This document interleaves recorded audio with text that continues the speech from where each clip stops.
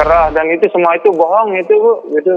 Semua bohong, tidak ada tadi yang namanya menekan, yang mengancam akan memberikan informasi, cerita dari wanita tersebut kepada orang tuanya, tidak ada seperti itu Mas Agus? Tidak ada Bu, bagaimana? Karena terus terang Bu ya, kita itu baru kenal Bu, dan yang di mana nggak mungkin orang baru kenal tahu nama orang tuanya Bu, gitu. Saya terus terang dari tadi saya diam karena saya memikirkan saya nggak mau nyakitin perempuan karena ibu saya juga perempuan Bu. Itu yang saya pikir, makanya saya ngalah, hanya percaya pada Tuhan. Pasti kebenaran akan terungkap Bu, itu aja. Dengan keadaan seperti segini, mau bagaimana caranya saya mempermainkan orang atau membawa orang secara paksaan atau tekanan itu nggak bisa. Bukan kalau dia memang terpaksa dia bisa minta tolong kepada orang di teras Udayana itu, dia rame di sana Bu, siang hari itu Bu, gitu.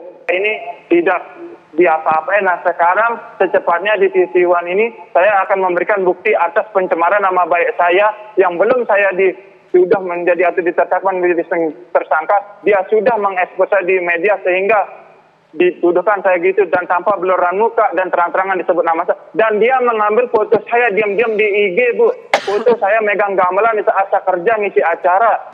Dan satu lagi yang dimana postingan ini saya sudah mengetahui bahwa si cowok ini, teman yang saya ajak ketemu sama si cewek ini, dia yang memviralkan saya ketika dia punya dendam sama saya Bu, gitu. Dan saya akan setelah saya live ini pelan-pelan Mas Agus, sebentar, saya tahan dulu sebentar. Tiba-tiba Mas Agus bercerita ada orang ketiga, ada seorang pria juga terlibat dalam kasus ini. Sebentar, saya tidak mendengarkan dari awal. Apa? Siapa peristiwa?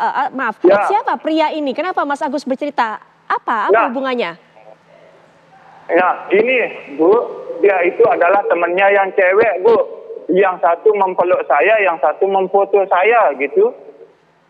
Yang satu mempeluk cewek ini Bu, seketika gak ada kejadian gitu. Mas Agus, sebentar. Padahal pulang pergi kita baik-baik aja gitu.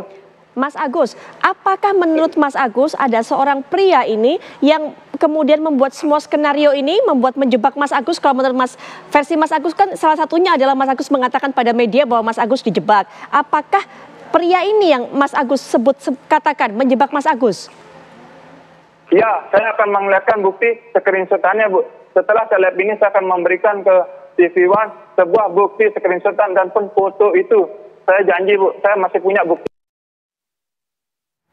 Yaitu cuplikan dari pernyataan Agus yang disampaikan di program Apa Kabar Indonesia Malam semalam. Saya juga sempat memberikan beberapa pertanyaan kepada Agus, dijawab juga, termasuk juga pembelaannya terhadap apa yang dilakukan terhadap korban. Memang berbeda dengan pengakuan dari pendamping korban, tapi melihat dari apa yang disampaikan sebagai seorang psikiater juga yang bisa membaca mungkin ledakan luapan emosinya begitu Dok. Apa mungkin bisa dikatakan dari Agus ini atau pelaku ini, tersangka ini?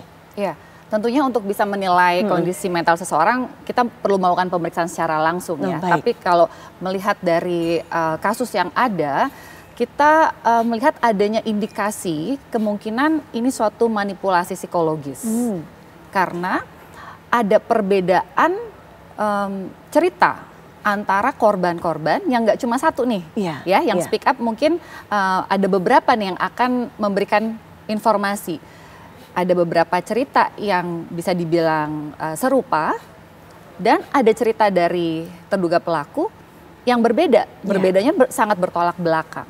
Nah, kalau kita melihat seperti ini, kita perlu menduga dulu apakah ini ada suatu manipulasi psikologis yang sedang dilakukan bahkan tidak hanya kepada korban, kepada kita semua. Untuk bisa mungkin kita jadi merasa bersalah kalau kita, iya ya kok kita menuduh dia, misalnya gitu. Kan dia seorang difabel. Contohnya, atau kita jadi merasa, ya juga ya, jangan-jangan beneran suka sama suka. Kita jadi ikut terbawa dengan manipulasi yang disampaikan gitu oleh terduga pelaku. Walaupun memang semua akan perlu pemeriksaan dan pembuktian ya.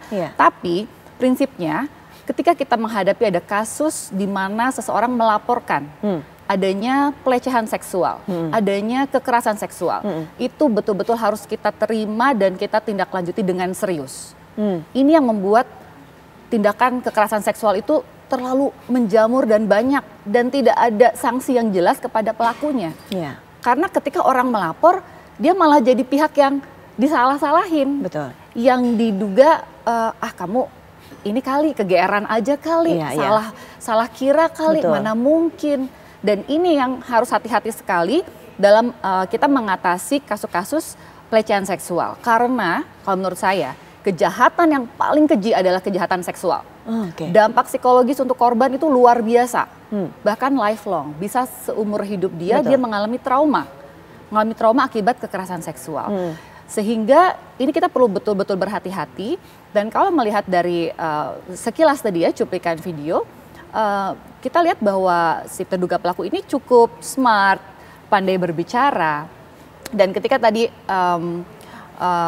diwawancara gitu ya, ada penggeseran topik gitu. Jadi ditanyanya apa, kemudian tanpa sadar, untungnya Mbak Putri cukup sigap untuk meneliti kembali gitu. Tunggu dulu nih, apa nih yang lagi dibicarakan? Kenapa topiknya langsung digeser ke arah bahwa memang aku di frame, aku dijebak gitu. Bagaimana mungkin? Nah, jadi kita harus berhati-hati. Apalagi ketika misalnya ditanya apakah benar itu artinya Anda merasa dijebak gitu oleh si orang ketiga ini? Oh ya, seperti itu. Nah, jadi ada informasi yang belum tentu konsisten, dan kalau kita melihat ada bertolak belakang, kita harus lihat terlebih dahulu mana yang kayaknya memang lebih bisa kita yakini sebagai apa yang terjadi real.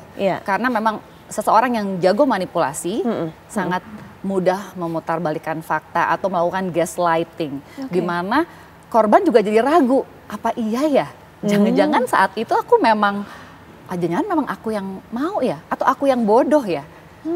Jadi bisa ya menempatkan korban seperti itu ya? Bisa, sangat bisa membuat seseorang yang mengalami korban dari suatu tindakan kekerasan seksual dengan manipulasi psikologis, yaitu suatu tindakan yang ditujukan untuk menginfluence dan juga mengendalikan. Jadi mempengaruhi dan mengendalikan seseorang yang kerugiannya ada pada lawan bicaranya gitu, pada orang tersebut. Itu manipulasi. Nah, apa aja sih tekniknya? Bisa dengan rayuan, seduksi, pujian-pujian, flattery, sugesti. Sugesti itu seperti kayak prinsip-prinsip hipnosis, di mana seseorang itu sangat terpukau dengan kata-katanya, dengan cara bicaranya gitu. Ini sama halnya seperti banyak orang yang tertipu ya, kalau misalnya tertipu oleh orang yang modusnya penipuan, dia bicara banyak, kita tanpa sadar ikut nih ke ATM misalnya gitu. Kan itu butuh perjalanan proses kan. Betul. Nah ini sama, ketika orang bertanya-tanya, kok bisa ya ikut ke hotel sambil kendarain motor misalnya.